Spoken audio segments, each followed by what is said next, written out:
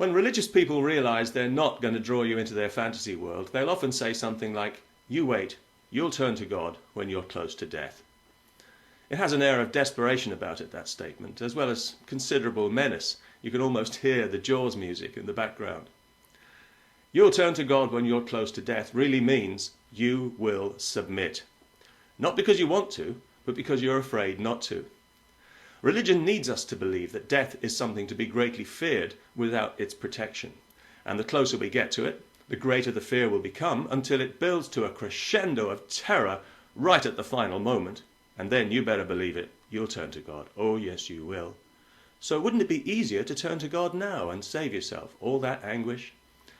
Well, actually, when you put it like that, it does sound like a tempting psychological refuge, but, well, I don't know what it is. I just can't seem to get past the fact that God doesn't exist. But what if you're wrong? What if he does exist? You don't know. What if hell exists? Wouldn't it be more prudent to take Pascal's wager and believe anyway, just in case? Not really, no.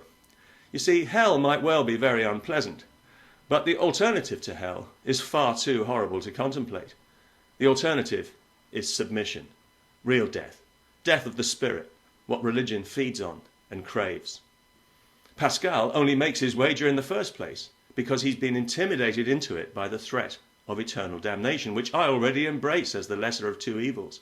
So I have no need for Pascal or his wretched wager. Pascal says you might as well bet on God because you lose nothing and stand to gain everything, and it sounds attractive on the surface, but I reckon Pascal's bookie must have seen him coming, because the moment he places that wager, he loses. He submits to religion, which is what religion wants him to do, and his motivation for doing so is pure, naked fear.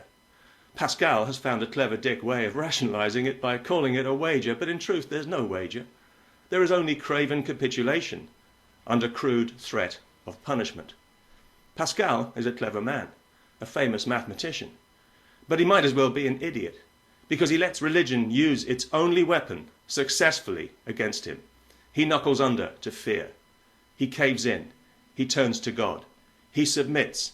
And he's in with everything because it's an all or nothing game. So, as we say in England, he's done his bollocks. He's done his rent. He loses. The God of the desert is such a deeply unpleasant character. I'd be ashamed and embarrassed to find myself turning to him, even after a few beers, for any reason other than to give him the finger, which is, by the way, what I do give anyone claiming to be his representative. He has no representatives. He doesn't exist. I can't prove it, of course, but I have faith. He's so obviously man-made, this God, it's embarrassing. You can tell from the human limitations. Vengeful, narrow-minded, petty, ego-bound, quick to take offence, incredibly stupid. He's got our fingerprints all over him. Look at the way he behaves the very first time we step out of line, way back in Genesis.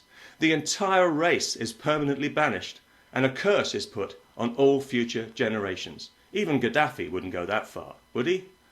Okay, maybe a bad example. But am I the only one who thinks that's a gross overreaction on God's part, and a pretty obvious sign of insecurity? And if God is insecure, he's not perfect. And if he's not perfect, he's not God. So even if he did exist, he'd be an imposter.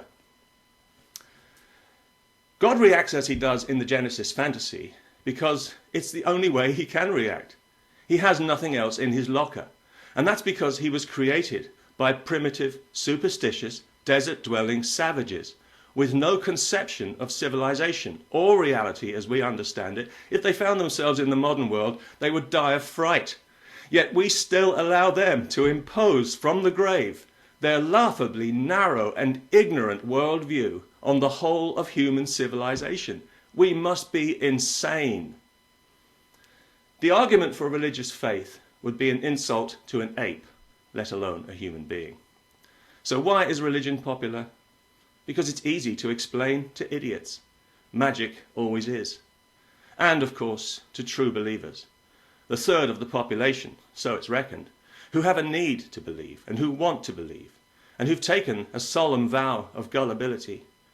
And these are the people who, when push comes to shove, will warn you with comically grim foreboding that you'll turn to God when you're close to death. But if I were making a wager, I'd be inclined to bet that they'll turn to God when they're close to death. and find nobody there. Except maybe old Pascal, religion's favourite mug punter, endlessly tearing up a betting slip. And these are the people who keep warning me about the horrors of hell. Well, you know what they say. You get what you focus on. Enjoy. Peace.